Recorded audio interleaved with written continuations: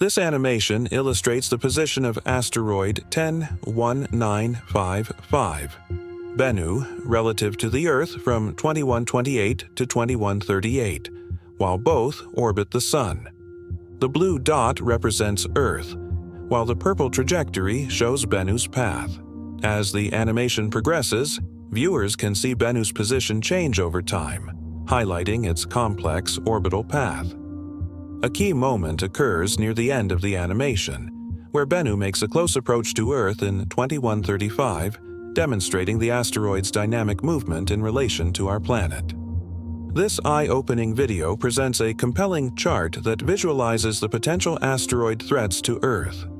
The x-axis displays the impact probability of various asteroids, while the y-axis shows the time frame in years from now. Each asteroid is represented by a circle on the diagram, with the size of the circle corresponding to the kinetic energy of impact.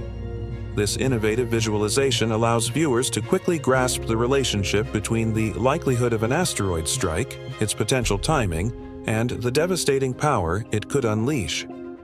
As you explore this fascinating data, you'll gain a new perspective on the cosmic dangers that lurk in our solar system and the ongoing efforts to track and mitigate these celestial risks.